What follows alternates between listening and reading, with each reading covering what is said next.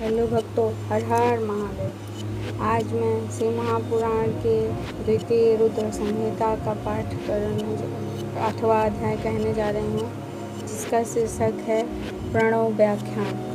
सबसे पहले गणेश जी को प्रणाम, कार्तिकेय जी को प्रणाम, माता पार्वती को प्रणाम, भोलेनाथ को प्रणाम, सभी देवी देवताओं को प्रणाम, बजरंगबली जी को प्रणाम। तो अब मैं कथा शुरू करने जा रही हूँ। ब्राह्मण बोले, हे मुनि श्रेष्ठ, जब हम दोनों का गर्भजूद हो गया तब सबके प्रभु, दीनों के पालक, गर्व प्रहारी अव्यय श्री शिव जी ने दया कर यह गंभीर वाणी सुनाई कि हे देवताओं, ओम ओम। तब उस महानाद को सुनकर मैंने सोचा कि यह क्या है। उसी समय देव के आराध्य विष्णु जी ने उस लिंग के दक्षिण भाग में सनातन आद्यवर्ण आकार को और उसके उत्तर भाग में उकार को देखा।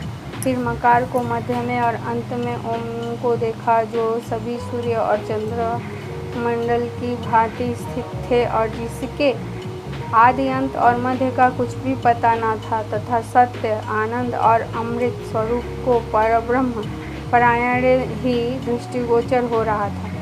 परंतु यह कहाँ से प्रकट हुआ और इस अग्नि सृष्टि की हम परीक्षा करें और इसके नीचे की ओर जाकर देखें। हम उस वेद शब्द से उभय वेश वाले विश्वात्मा का विचार कर ही रहे थे कि उसी समय वहाँ एक परम ऋषि का आविर्भाव हो गया।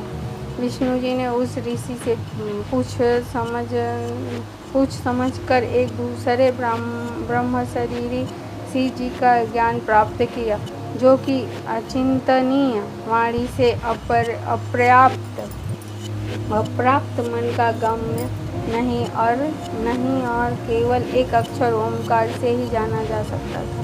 वही एकाक्षर रूप ऋषि माने कि सत्य, ऋत सत्य, परम कारण सत्य,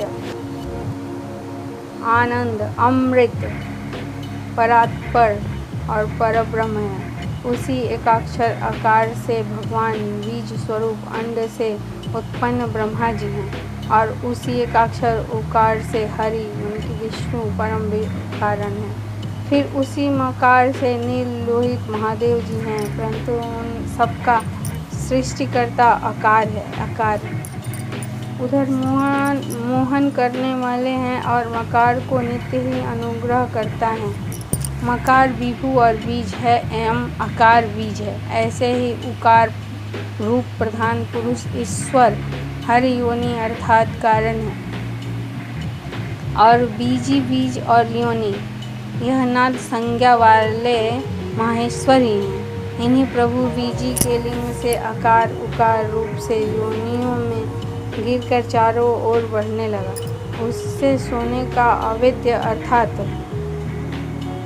न जानने योग्य और अलक्षण अर्थात लक्षण से रहित एक अंड उत्पन्न हुआ, जो बहुत वर्षों तक जल में स्थित रहा। 1000 वर्ष के बाद भगवान ने उसको 2 भाग किए।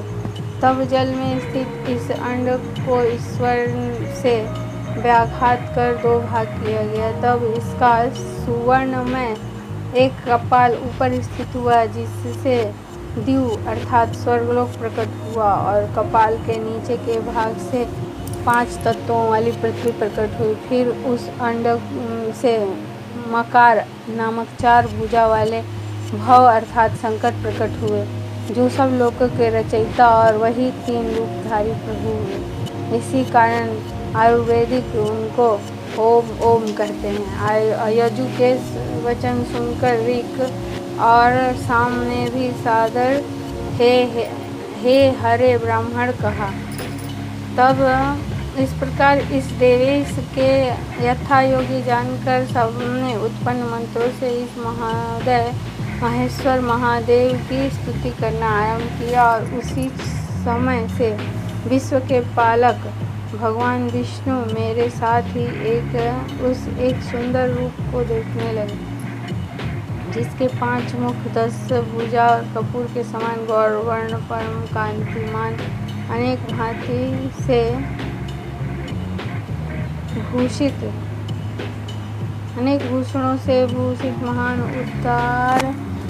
उदार महावीर्यवान और महापुरुषों के लक्षणों से युक्त थे और जिन्हें देखकर हरि कृतार्थ हो गए। तब तक परमेश्वर महेश भगवान प्रसन्न होकर अपने दिव्य शब्द रूप में स्थित हो गए।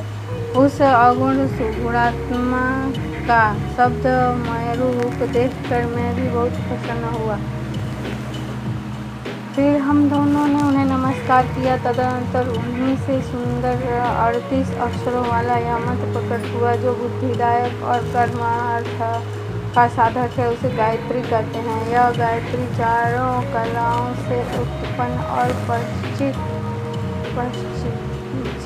ओम शब्द शिवाय पश्चित ओम नमः शिवाय 8 कार्यों से युक्त है जिससे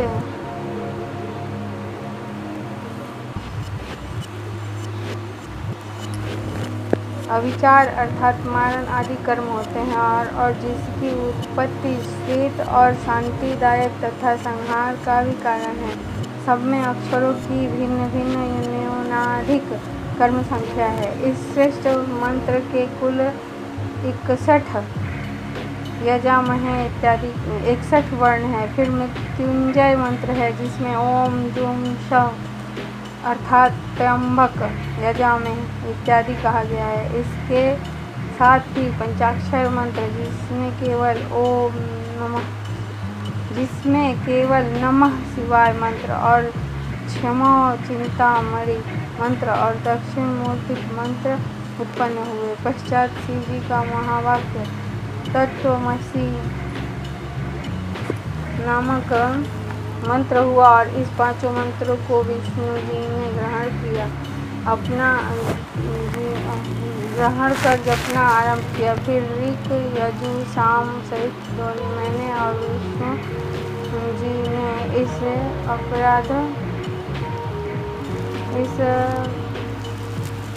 ने इस वरदान सांब शिव स्वरी की प्रशंसित से अनुवाद करना आरंभ किया।